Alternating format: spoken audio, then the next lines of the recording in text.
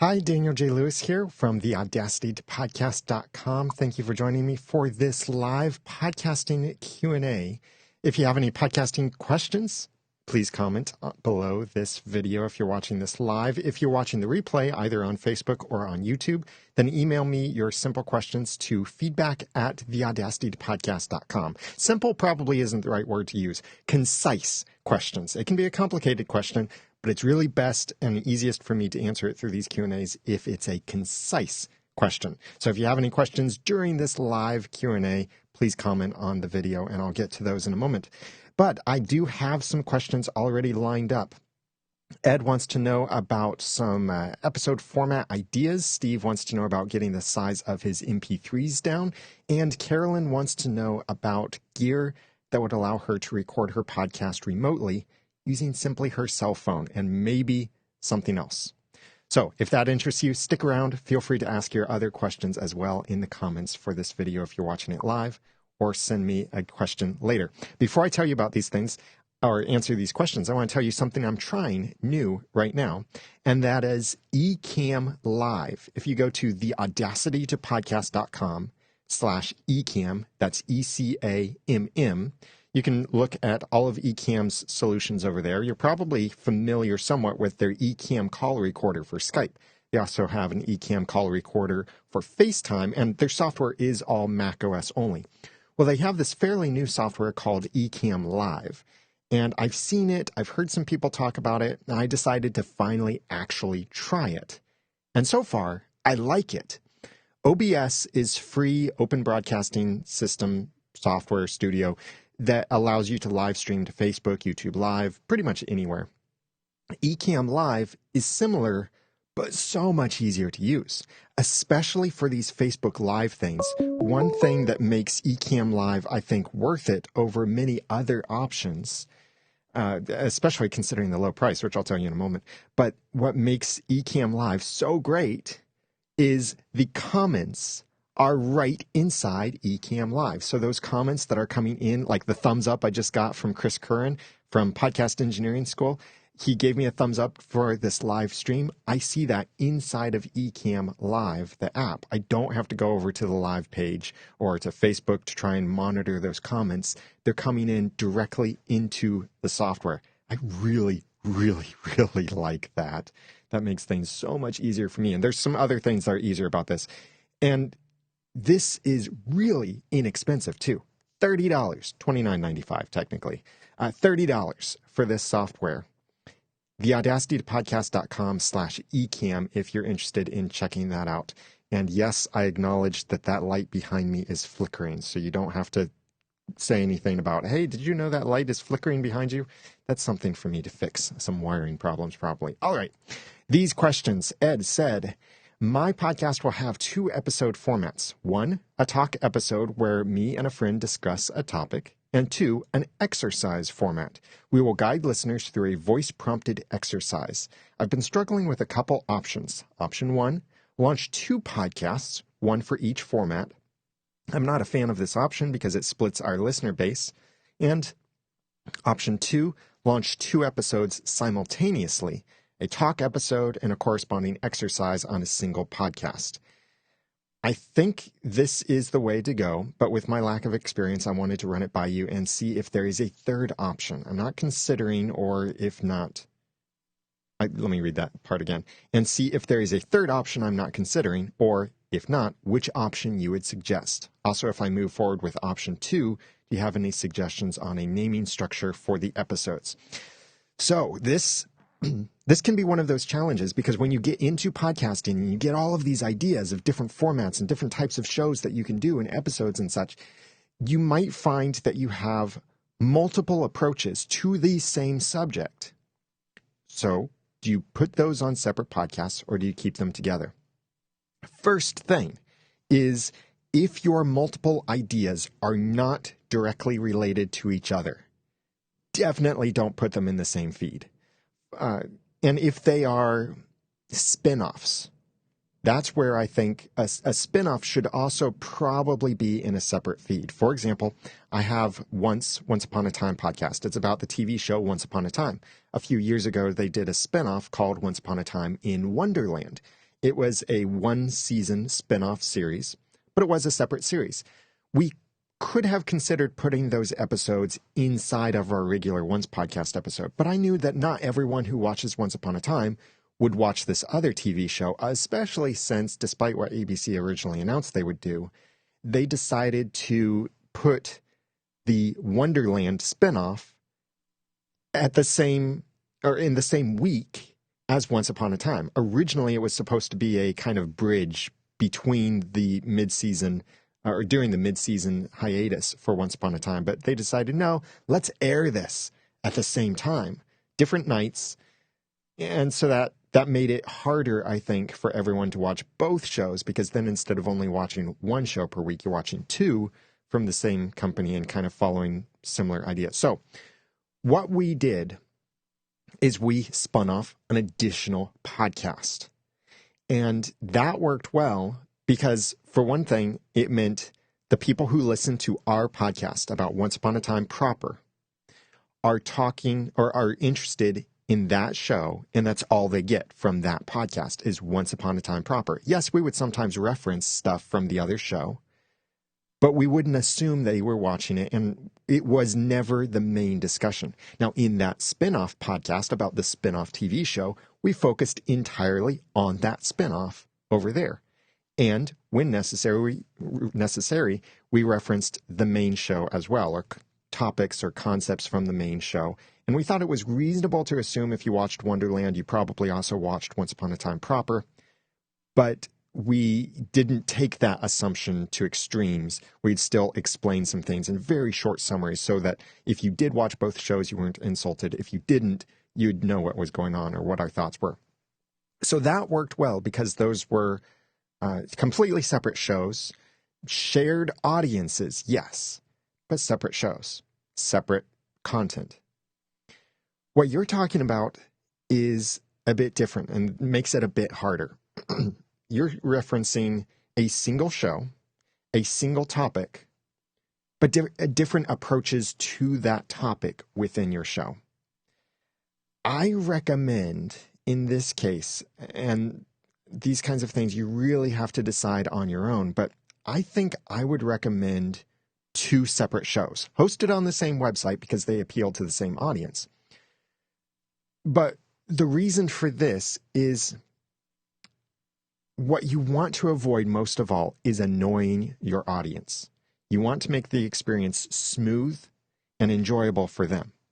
And if I listened to your podcast for the discussion, I would get annoyed every week when you're posting an episode in there that I have to go in and delete because I don't want the prompted exercise. They're different enough that I think it merits being a completely separate show. And that way you're not having to describe our show does this and this. These two completely different things you get together in this same show. You could then market one podcast specifically to the discussions, market the other podcast specifically to the guided exercise format. And the two shows can cross-promote each other. And you mentioned that you're concerned about splitting your audience. And I'm not exactly sure what you thought when you were saying split the audience. But I don't think you have to worry about half your audience is going to go to one show and half is going to go to the other show. 100% of your audience will listen to one of those shows, and they'll listen to the one that appeals to them. You can't really trick them into hearing one of the other things. Now, what you could do is if you launch the discussion format first, or whichever format you launch first, but let's say it's the discussion format. If you launch that first, then you could play a short excerpt of the other format within your main show when you launch that other show as well. So you can give a kind of tease and let people know this is what you can expect, but it will be in this other show. What this will also do for you is gives you opportunities to build a larger platform because you're no longer hosting one show, you're hosting multiple shows, providing multiple styles of content in different formats. I like the way that other podcasters do similar things. Like look at what Dave Jackson does. He has School of Podcasting, which, yes, you may consider competition to the Audacity to Podcast. We are not rivals. Technically competition, sure, but Dave is one of my best friends. But his show, School of Podcasting, is his main show about podcasting. Then he does another show called Ask the Podcast Coach, which is very similar to what I do here with my live podcasting Q&A, where he's answering podcasting questions and then publishes that as a podcast episode. I've considered doing the same thing with a podcasting Q&A. I'm still thinking about it, but it's low on the priority list for now because this is still an experiment for me, this kind of live format that I've been doing. So while his audience is very similar between the two shows, not everyone necessarily wants both shows.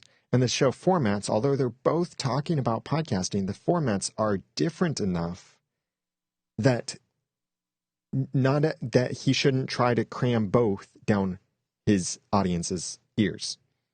So if I launched a podcasting Q&A feed, or rather, if I wanted to turn these podcasting Q&As into a podcast that you could actually subscribe to, novel idea, would I make that part of the Audacity to podcast? I don't think so. I'd make it a completely separate show because the Audacity to podcast is very lecture-based in a way, or presentation-based, where I'm teaching you something. Sometimes that is based on feedback, but the format is so drastically different to what I do here. With these podcasting Q&As, what I do is when I get my emails, I see emails that have questions. I'll take a question out when I can, put it in the Q&A list for the next Q&A that I'll do live, and I record these Q&As. They usually don't require much preparation because I'm simply answering questions. I'm not trying to teach something. I'm answering something. So if I made that into a podcast, I would make that a separate feed, which means an additional opportunity to be discovered in podcast apps. So that's twice that I could be discovered for the same kind of content. And it gives my audience an option for getting more from me, but I'm not forcing it down their ears. So I recommend that you do 2 separate shows. And those shows can cross-promote each other. Don't assume everyone subscribes to both, but also don't assume you have no crossover. Keep in mind your actual publication schedule. Keep in mind how much you talk about the same thing on both podcasts. Try to kind of minimize that and instead cross-reference one thing or the other if you're going to talk about something. So that way your audience doesn't feel like they're hearing the same information from you in 2 episodes every week. So thank you, Ed, for that question. Now, from the live chat, which I really like how Ecamm Live is bringing this right into the live screen for me. Chris Curran said, I want to record a 3-hour-long conversation and then publish it as 3 to 4 smaller episodes. What's the best way to plan that in advance to make it easier to chop up later? So a long episode, lots of content, split up into smaller parts. Usually, I'm not a fan of this unless it's planned for. Now, here's the good key, is Chris is asking this question before he records the episode. And he's asking this question really in the way I think most podcasters need to ask this is, what's the best, and this is his exact language, what's the best way to plan that in advance to make it easier to chop up later?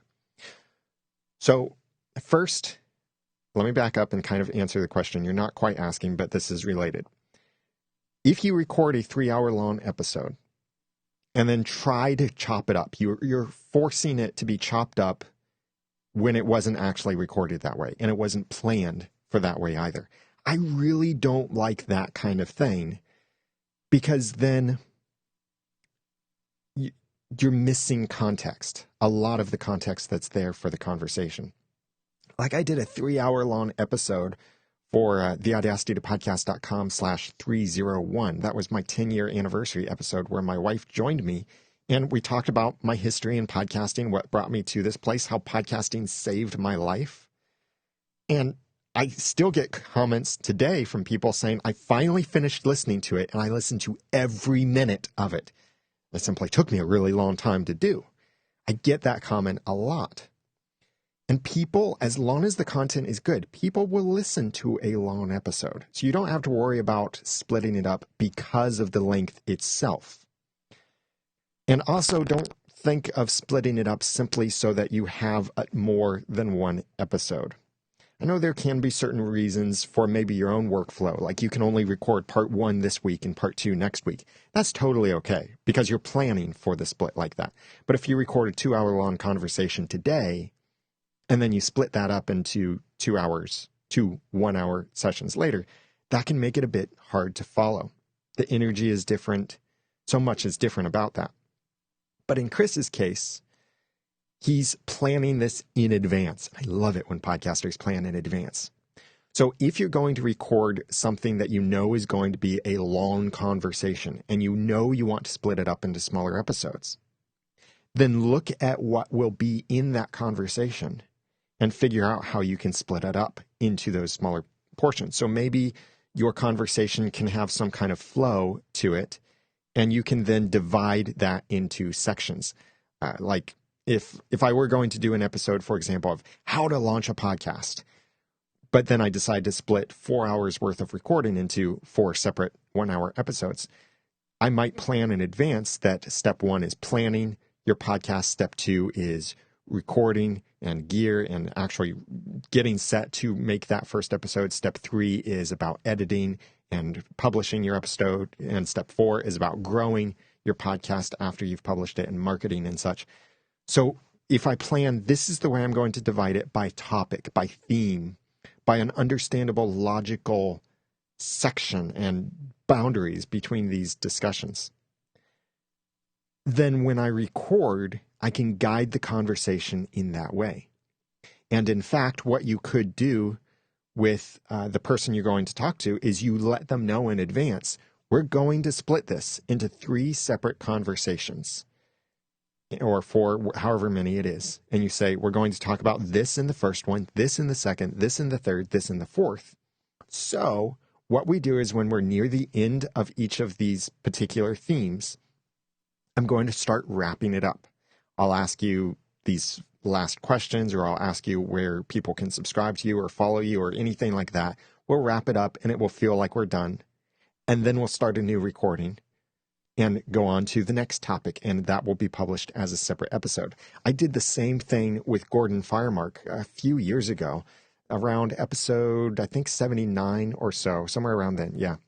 We did this copyright and law series of episodes, and we recorded 2 episodes at a time. So we had 2 separate recording sessions, but we knew episode 1 would be this, episode 2 would be that, episode 3 that, episode 4 that.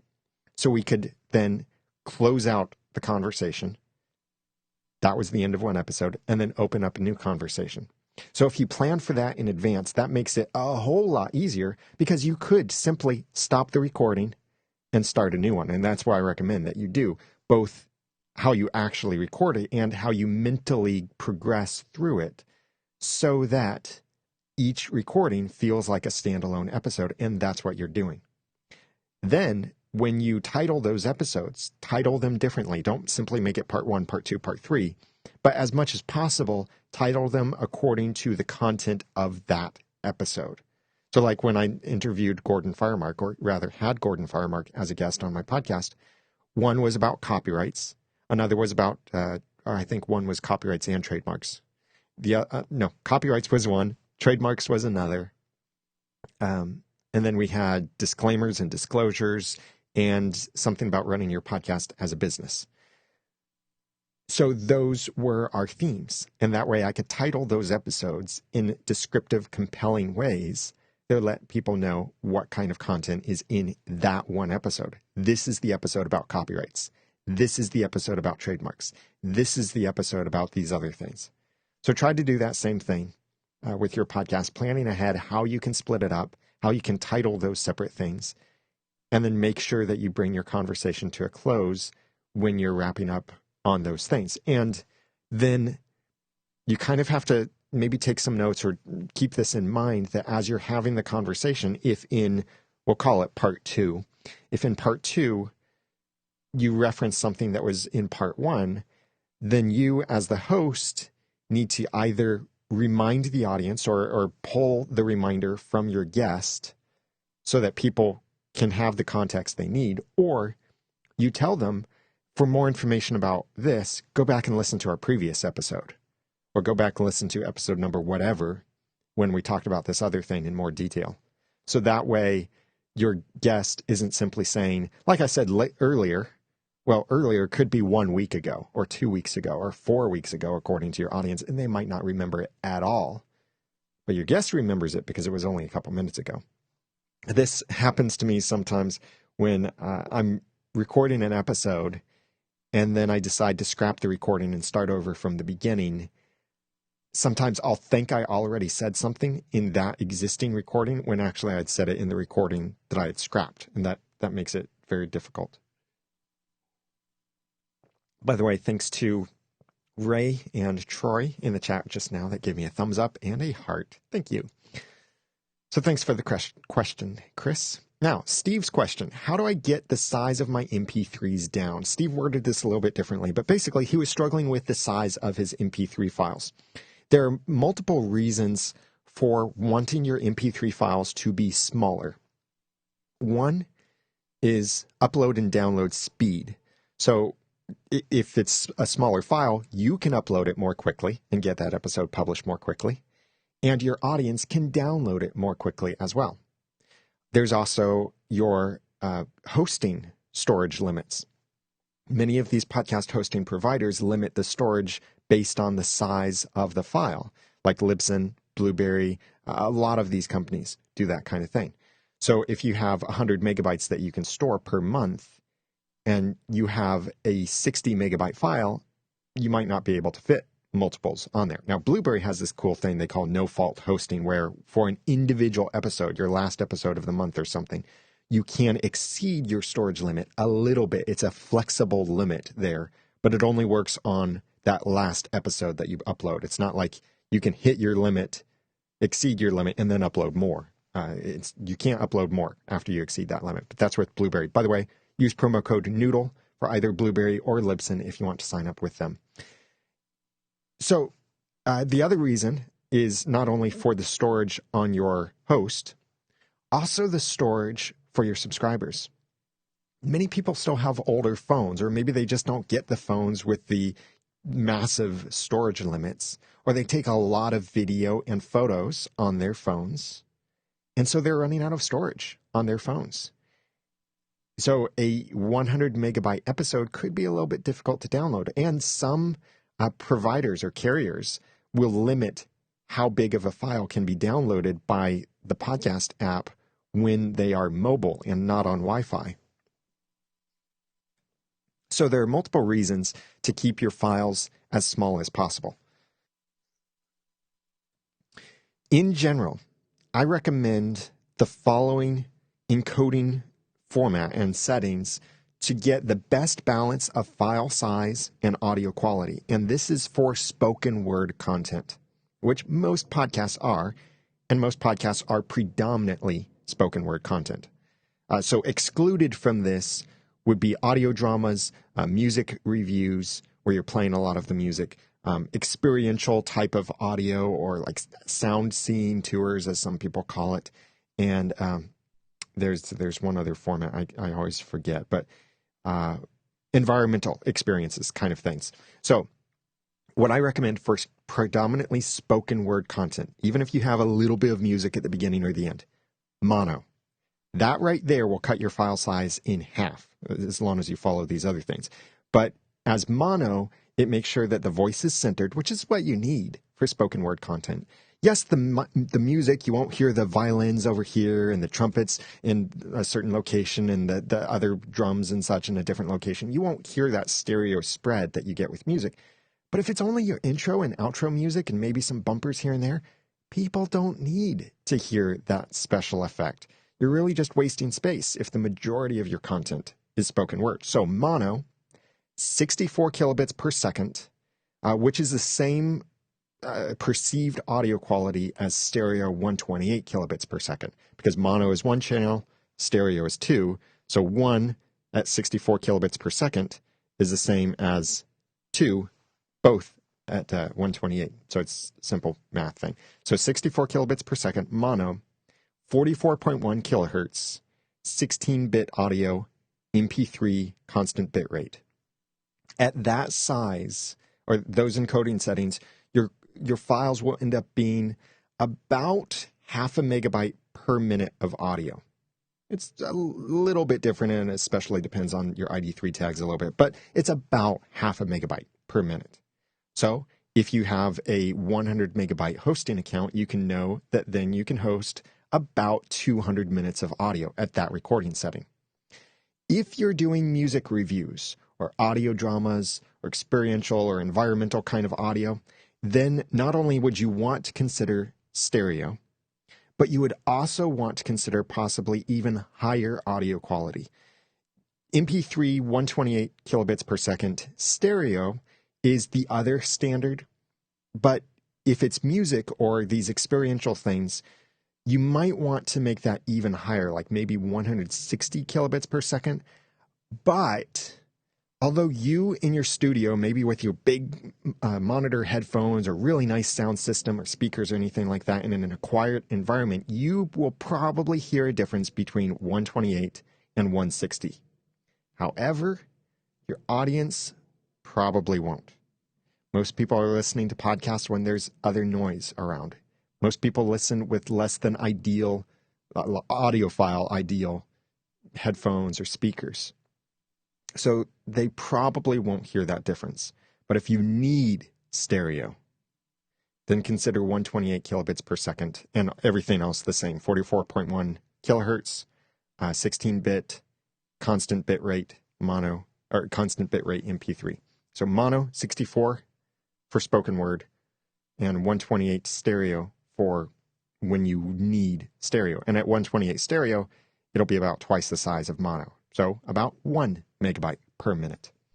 And MP3 is still the format I recommended.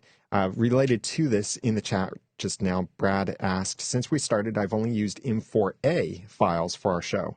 We haven't come into any issues from anyone listening to them. Is there any advantage/disadvantage of using an M4A file over MP3? So building on this idea of MP3,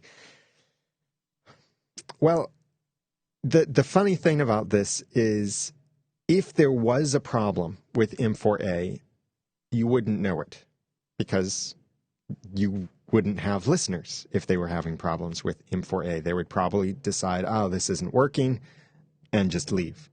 Maybe not even tell you, I can't listen. They might just leave.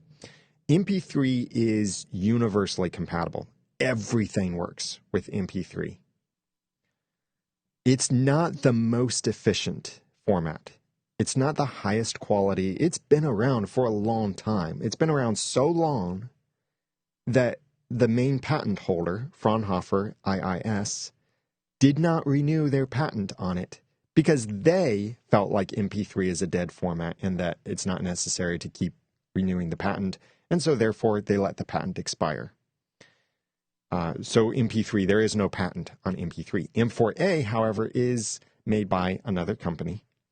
And it does allow for certain things. Is there a major problem with using M4A? Not really. And the same encoding format that I mentioned for MP3, I would also recommend for M4A. I do just generally recommend MP3 above M4A. But if you're doing regular M4A at this point, it's probably okay.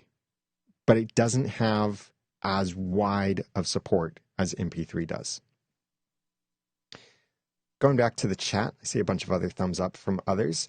Joseph Cherry said or asked, is Podomatic a good hosting option? And unfortunately, I'm going to have to say no. Podomatic is not good. A big reason for that is they don't make it easy for you to leave. Their system is a little bit weird in their publishing platform, and the only way that you could leave is to upgrade your account so that you could add a custom RSS tag to your feed and leave that upgraded account, and that custom tag gets some of your subscribers, not all of them. I just can't recommend Podomatic.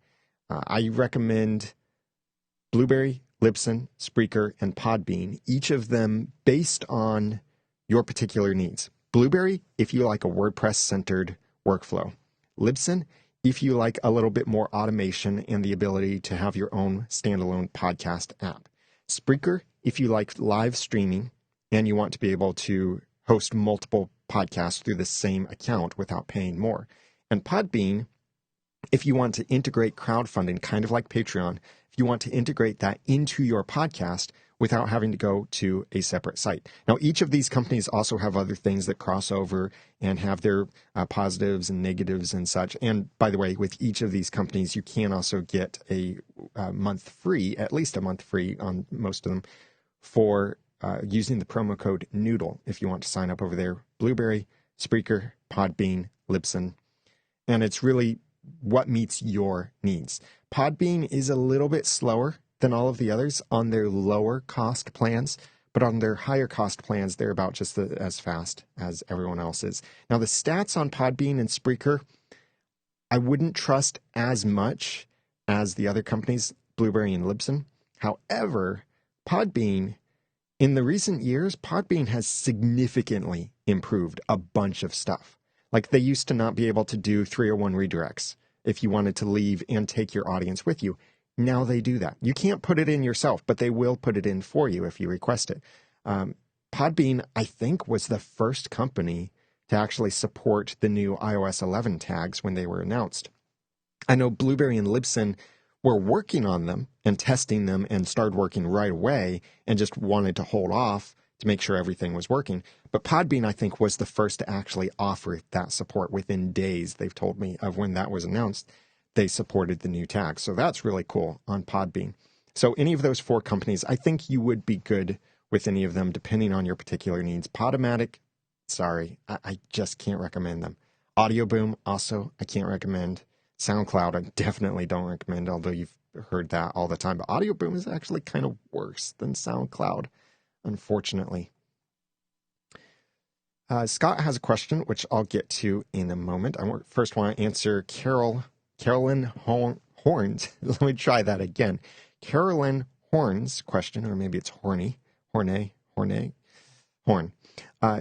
She said, is there anything out there that would allow me to film video and voice through my cell phone or iPad to give it more quality than with the mic directly on the phone? I'm in the travel industry and it would be nice to record staff, guests, guides, etc. Yes, definitely, Carolyn. Now, it depends on exactly how you want this to go in your recording. Like, are you setting your phone in front of you, just a little bit away from you, and you're recording only yourself like that? And are you in a quiet environment? Do you want to hold your phone as if it's a microphone, holding it up to you? Are you wanting your phone to be held by someone else or perhaps on a tripod so that you are farther away from it and it's recording you? Are you needing to pass a microphone back and forth or interview someone in person? There are all of these different kinds of questions, but I will use one of the other features here of Ecamm Live and share with you a couple products that you might be interested in that can do this for you.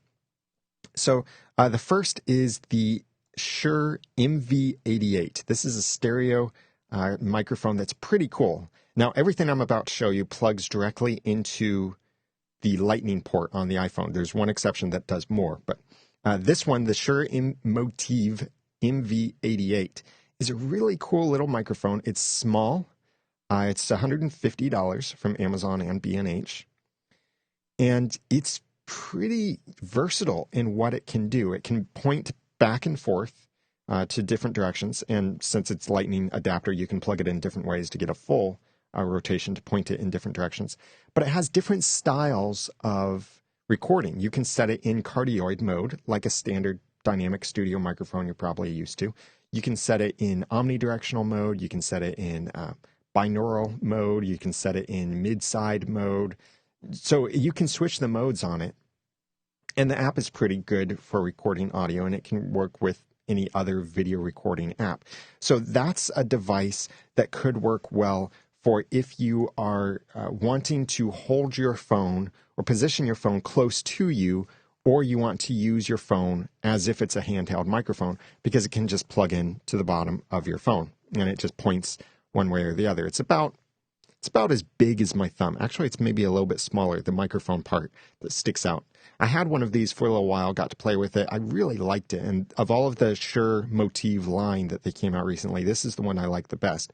The one thing I don't like about it is that because of the way it connects to your phone at the bottom with a direct connection, the lightning port, unfortunately, that does not work very well with a case. Actually, it doesn't work at all with a case. They could do some things to make it work a little bit better, but I understand that would compromise structural integrity in some other ways.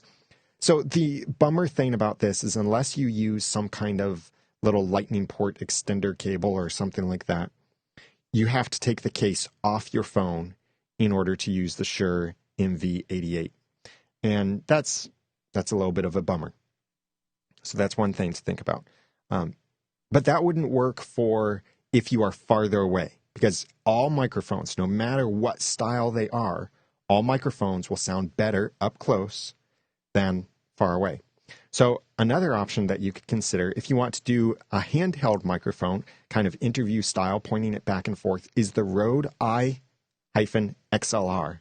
The Rode I-XLR is an adapter kind of that plugs into the lightning port on your iOS device through a cable, and that has this little thing that plugs directly into an XLR microphone. And it can be any kind of XLR microphone. It could be a studio mic on a stand. It could be a handheld interview mic. The iXLR then inputs that XLR microphone into your phone. So this can work great to give you a little bit more reach, or you could have the phone in your pocket or a bag or something like that while recording into this microphone that you're holding with your hand. Or maybe you use a studio microphone and you plug the studio microphone into your phone through that lightning port. This is also $150. Both of these devices are very high quality, so you are paying for the quality with this. Then the third option is brand new, and I'm really, really impressed by this option. I just recently spent quite a bit to get the Rode News Shooter Kit, which is a wireless XLR and 3.5 millimeter lav transmitter and receiver digital wireless system. It's pretty bulky too, but I needed it for video shoots to be able to record audio directly into the camera instead of recording audio separately. Well, I wish I waited, because Samsung, I saw this at Podcast Movement. They walked me through the demonstration. I loved this. And they said that they're going to send one to me, possibly for a review, maybe even to keep. I don't know. But I'm very, very tempted to buy one of these anyway. So this, as you can see on the screen, this little thing is the receiver that's on the back of an iPhone for size comparison. This is very small. It's smaller than your wallet, probably. And this is a wireless receiver that you see that can clip to a phone or it can mount to a camera. And it can output the audio digitally to USB, to Lightning. It can also output it through an analog 3.5 millimeter. So it can go directly into a camera. It can go out to another device. It can do both of these simultaneously even, which is really cool. And what's really, really impressive about this, so I've spent $400-something on this Rode transmitter system that transmits one signal. That can be a handheld microphone or a lavalier microphone. This Samsung Go Mic Mobile is the name of it. It can receive a signal from two wireless systems, two wireless transmitters. I'll mention those in a moment.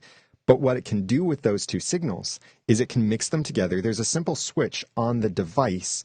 If I can, let's see, get a better photo here. Yeah, there's this little switch here at the bottom, mix or two channel. If you set it to mix, then it mixes both of those wireless signals onto the same channel, like you would expect. This is great for live streaming where you don't want any kind of stereo separation or anything like that. If you set it to two-channel mode, then it sends one microphone to one side, so left side we'll say, and the other microphone to the right side. So you get split channel. This is better for recording and editing so that you have multi-track recording. And then it's outputting that through 3.5 millimeter TRS or USB to Lightning to USB to something else. So you can connect it to any kind of mobile device. You could connect it to a recorder. You could connect it to a camera. Now, the transmitters, this is what's also cool. They offer this in multiple packs. Currently, I've seen it on B&H. It's not on Amazon yet. But the transmitters can be a wireless lavalier, typical body pack that you'd see, or it can be a handheld dynamic microphone, like a stage microphone sort of thing. The cool thing is you can mix and match these. So if you get one lav mic and one handheld, both of those can go to the Samson Go mic and one to one channel and the other to the other channel. Or you could do 2 lav mics or do 2 handheld mics. This kit is amazing, and the price is very reasonable too, I think, for what they're offering. So the basic kit for the receiver and one microphone is $250. Another microphone transmitter is another $100. So for $350, you could have 2 microphones and a receiver for both of those microphones. And they did say that they might even come out with an XLR transmitter.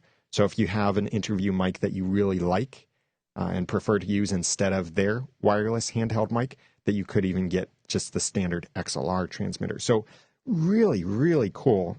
These are a few options for you that you could consider. Those are the Shure MV88 for $149, the Rode iXLR for $149, or the Samson Go Mic Mobile for $249. And I'll put those links below this video in case you're interested in those. And that will help you out with that, giving you the ability potentially even to go wireless with your setup. But the audio quality that you get with the built-in microphone on your iPhone is pretty good. It's not the best. It's better than the little headset microphone that comes with the Apple earbuds or something like that. But it is pretty good, and I think it's good enough that you could use that in certain cases. It's really about technique and environment. All right, back to the chat room. Scott Orr asked, what kind of pop filter is that? I've been looking around but haven't found one I like. I assume you're talking about the pop filter on my Electro Voice RE320 that I'm using right now. This particular pop filter is the VAC Pro PR40. It's actually designed, as the name indicates, for the PR40 microphone. You can get some that are similar that I like actually a little bit more that are still nice and small like this. So they're really covering only the front or the end of the microphone. You don't have to worry about this massive thing that's really designed for big side address condenser microphones. This is a nice small one. BSWUSA.com. I don't have an affiliate link with them. No affiliate relationship at all. They're the only company that makes these. So if you look at their pop filters, they have them even colored to the different kinds of microphones, like colored for the RE320, colored for the RE27, the RE20, the PR40. They are about $60, I believe, for those pop filters. They're my favorite because they're small. They're designed for these kinds of dynamic microphones. They're not these really big things around the end of your microphone.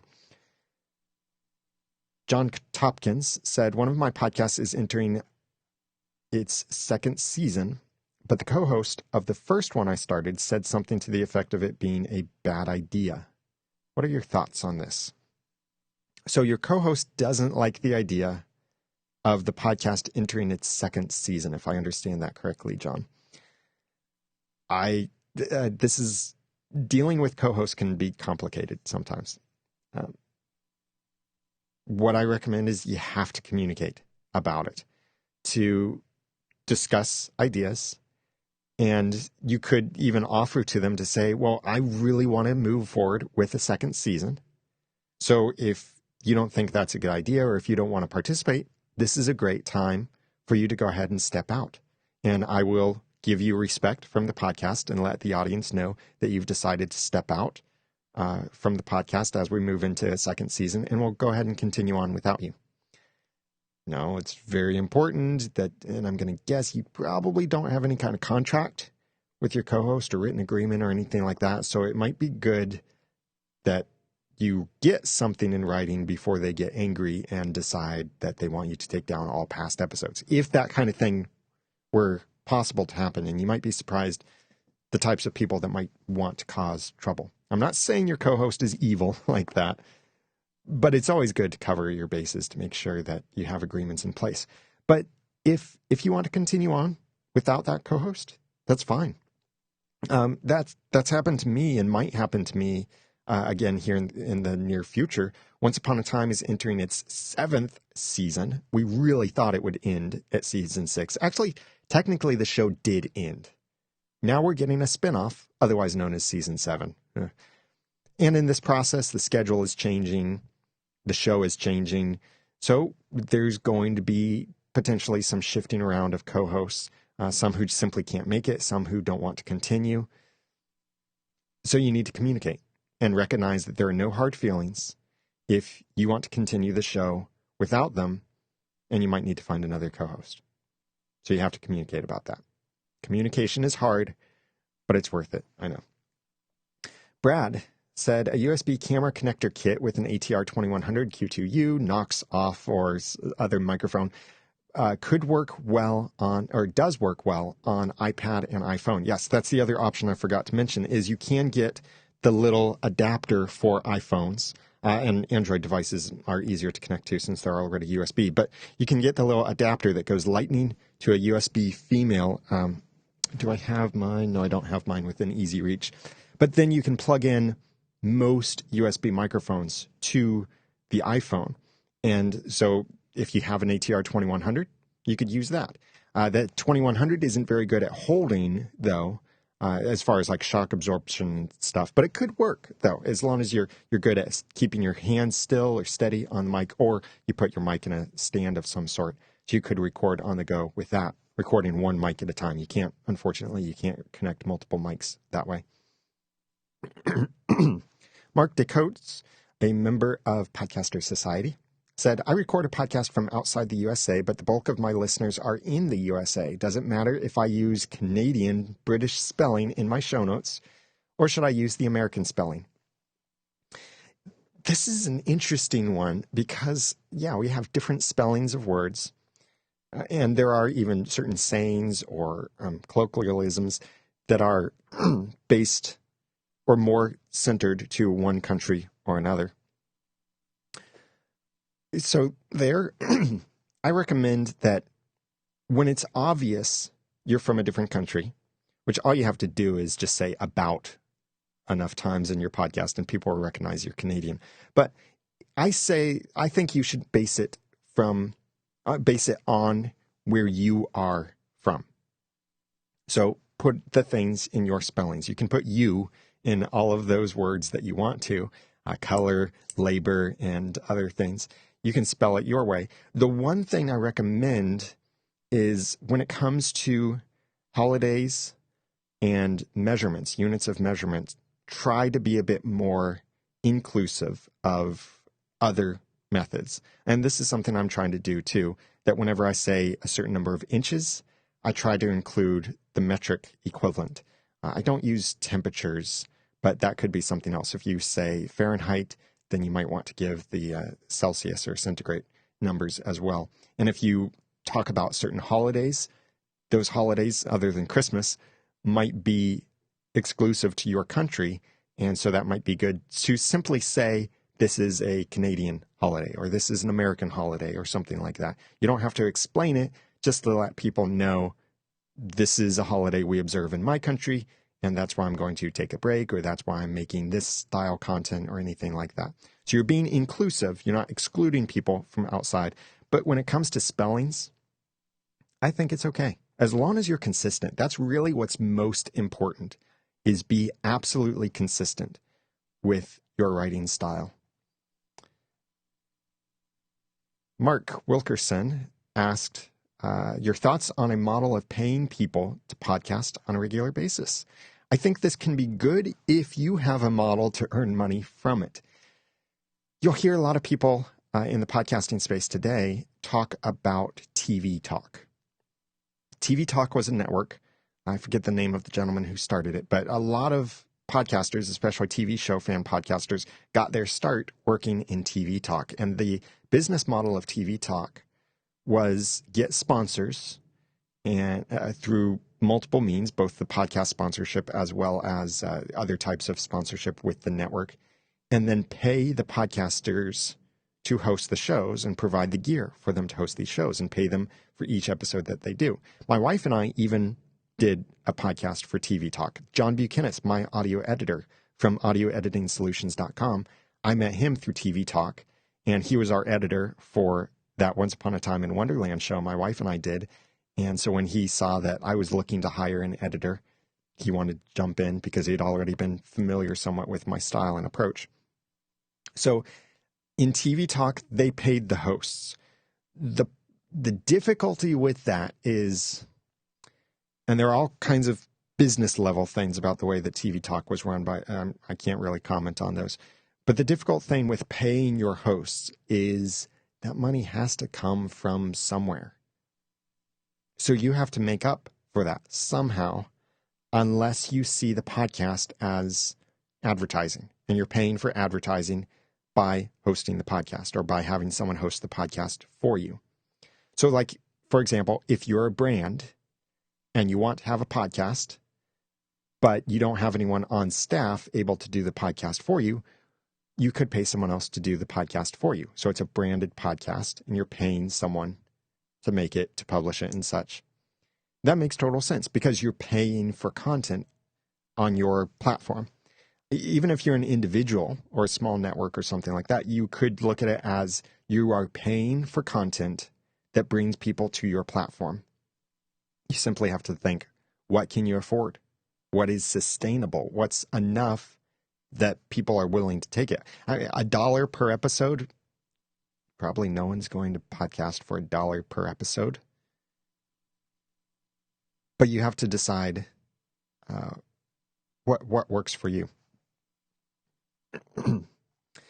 Christopher Walter Fredrickson said, I saw someone mention Podomatic. I use them, and they are one of the worst in terms of price. What I did is I made a Weebly website and made an RSS feed, and I have unlimited storage and bandwidth. And with that, I have over 2,000 archives, and the RSS works with iTunes. Don't use Podomatic. Your cheaper option is to build a website on Weebly and do what I did.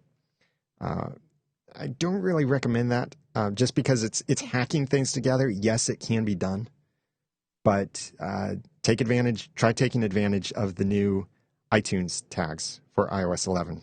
It's not going to happen. And there are a lot of other things you can't do, but I understand wanting to just hack something together just to get the show out there. Last question here from Lou Austin Hastings. Said, it has been recommended to me to move my podcast to Blog Talk Radio because they handle live shows really well, and I like that format for my show. What are some of the biggest pitfalls of doing a consistently live show? You're not asking about my thoughts on moving to Blog Talk Radio. You're asking about the pitfalls of doing a consistently live show. A couple major pitfalls or potential pitfalls are your ability to host a live show and your ability to keep it engaging and interesting and engage your audience without alienating your majority of your audience. For example, not long ago, I would record the Audacity to Podcast live on this time slot, 2 p.m. Eastern Time, Mondays at theaudacitytopodcast.com/live. The Audacity to Podcast is a solo show, and it's very lecture presentation format. I've prepared content, I bring it to the audience, I record it, I share it. A couple people would show up to watch it live, and it wasn't very engaging. They would see me make mistakes, which was sometimes entertaining for them. But I didn't engage the live chat room while I was recording the show. So that's why not many people would come out for the live shows. It wasn't engaging. Then I decided to try something different, and that's what I do now is these podcasting Q&As where I can respond to comments in the chat room like I've been doing here and incorporate those things. So this makes it an engaging show. I'm not simply doing a monologue and letting you watch it live. This is a bit more conversational. It's engaging. It's interactive. We do that also with our comedy podcast and our Once Upon a Time podcast, is although those are mostly monologue or dialogue between the co-hosts, when we see something in the chat room that we can pull into the podcast, we do so, and we give someone a mention in the chat room. But we do it in a way that the majority of our audience will not feel alienated. And that's the thing, is that when you have a podcast, the majority of your audience is listening to the podcast version, which is what they download later. So if you are spending a lot of time in your recording talking directly to your chat room or talking to the people who are watching live at that moment, you're alienating the rest of your chat room. Like, for example, I could simply look at the chat room right now and say, Christopher, that's a good point. Okay. That means nothing. If you weren't there and you didn't see what Christopher said, then you've been alienated. You don't know what I was talking about. I didn't bring it in to the conversation. It stopped being engaging, except for the people who are watching live. So you need to work on communication skills to bring that content into your presentation without it distracting you either. So if you see that someone makes a point in the chat room and you want to bring that into your live conversation, bring it in so everyone knows what you're talking about, and try to bring it in smoothly. So you can say, Christopher just made a great point in the chat room. He said blah, blah, blah, blah, blah, blah, blah, blah, blah. Thanks, Christopher. That's a great point. Totally agree with you there. I appreciate your saying that. However it is that you actually respond to that comment. But see, what you've done then is you've brought the context into your episode so that the majority of your audience who are listening to your podcast or watching it later get that context, and they don't feel alienated. Now they feel like, I want to participate because I know exactly what's happening there in the live event. Also, you need to get good at multitasking when you're doing live, because there are many things that could be going on. You could be doing camera switching. You could be having to adjust levels. You could be having to show things on the screen while you're still talking. There could be all kinds of things going on that you have to do all at the same time, or else your content will suffer. Like, I could be talking right now and see that someone made a comment in the chat room, and then I have to start talking slowly as I'm trying to read what they said in the chat. Yeah, that's a great point. See, it stops being engaging and starts becoming annoying when someone does that kind of thing. So you have to get good at, I'm not sure what we could call this, but get good at seeing a comment, recognizing value in the comment enough that you know that you want to read that full thing in your show. You read it, and then you run with that until you finish sharing your complete thought. Don't look back at the chat room again, unless you're just looking for confirmation of something. So you bring up a point that someone in your chat room says, and then you say, hey, does everyone else agree with that comment in the chat room? If you do, and then keep going, though, with your conversation or sharing your thoughts. Don't wait. Don't make that awkward pause where you're waiting for your audience to respond to what you say. So you really have to get good at communication, at handling a live show, at multitasking. And a lot of this can be easier if you have a co-host, because you can throw the conversation to your co-host while then you look at the chat room for what you can bring into the conversation. But then again, you still have to be good at multitasking and following multiple simultaneous conversations, because what happens if your co-host then throws the conversation back to you and you're like, what? Sorry, would you repeat that? I wasn't listening. And that makes for bad podcast content. So the pitfalls of doing a live show are the extreme possibility of doing an annoying, disengaging show in your efforts of trying to do it live. But you can get good at this stuff. You can improve. You can make decisions about what you will and won't do during the live show, or how your show will be run, and you can do it how you want to do it. The main thing I would say is make sure that you're not alienating the majority of your audience. I hear this a lot, especially with podcasts that are recorded live with video. They talk about things that are on the screen that the listening audience doesn't know about, that either the listening audience doesn't care about, or that there's no context then. So I could start describing something to you, or I could start commenting on something that you see while you're watching live. But the listening audience has no idea what I'm talking about. So that's where you have to get good at describing things. Even though your live audience can see it, you're describing it anyway for your audience.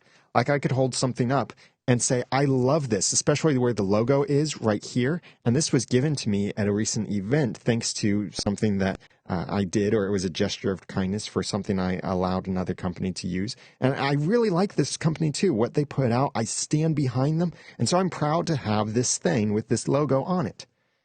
Now, if you were listening or you were doing something else and you weren't looking at the screen when I said that, then you'd have no idea what I was talking about. What company, what product, what item. But instead, I could say, I received this nice shiny metal canteen from WordPress. And I really like that the WordPress logo is printed right on this. And WordPress is a company I absolutely love. So I am proud to have a WordPress logo on this drinking canteen. And this canteen is great. It's shiny. It's silver. It's very durable. I really like it. See, I didn't describe it in an old-style audio drama way where they have to try and over-describe things. But I described it enough that if you're watching me, it's not an obnoxious amount of detail. But if you're listening, you get enough detail to know what I'm talking about. So those are some of the pitfalls, some of the things about live that you have to consider if you're going to do live. So thank you, everyone, for joining me for this live podcasting Q&A. I'm going to head out. I really appreciate everyone who gave the thumbs up, the hearts, the questions, the comments, and more.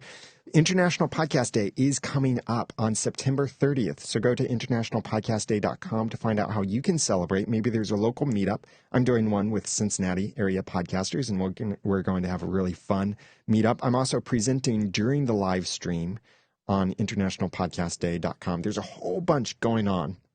So please visit internationalpodcastday.com, check out the schedule, and celebrate podcasting on this day. It's also a great day to try and get other people listening to a podcast. Like even a stranger in the elevator or somewhere in the store, you could say, hey, did you know it's International Podcast Day today? What's your favorite podcast?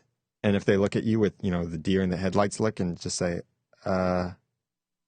podcast? What's that? You can explain to them what a podcast is and suggest to them a podcast they might enjoy, which might not be your own podcast. A good starting point I like to recommend for people is I ask them, what's your favorite TV show? And then they'll tell me, oh, it's, The Walking Dead or whatever. And I say, you know what? There are 24 podcasts about your favorite TV show where they're interviewing the actors. They're talking about the plots. They're sharing spoilers for upcoming episodes. They discover Easter eggs. They tie things back with previous episodes. Here, may I have your phone? I'll show you how to find a podcast, or I'll show you how to get a podcast app, or I'll install a free podcast app on your phone, anything like that. Get them subscribed to a podcast. Start this conversation. Let the world know about podcasts. I don't think we'll ever see hockey stick growth and interest in podcasting. It's unlike any other media out there. Whereas everything else started top down, podcasting started bottom up. That's why it's had consistent, gradual growth since it started in 2004. Even with these major steps like the iPhone or Apple starting iTunes with podcasts, or Serial, or all of these new agencies putting attention on podcasting, thinking it's a resurgence in podcasting. No, podcasting never went down. It's only been going up ever since it started, and going up gradually. We're not going to see a hockey stick growth. That's my prediction. We'll see slow growth because this is a grassroots kind of system. It's from the bottom up, from the independent content creators up, for those who have the audacity to share their message with the world. And that's why I called my podcast The Audacity to Podcast. So thank you very much for joining me. Come back again at theaudacitytopodcast.com/live, Mondays at 2 p.m. Eastern Time for one of these live shows. If you're on Facebook, make sure that you like the page, enable notifications. If you're on YouTube, make sure you subscribe, like, comment, and make sure you enable notifications for when I upload these Q&As to YouTube. And if you have other questions, please send me a concise email to feedback@theaudacitytopodcast.com, and I'll try to answer it in one of these upcoming podcasting Q&As. I'm Daniel J. Lewis from theaudacitytopodcast.com. Thanks for joining me.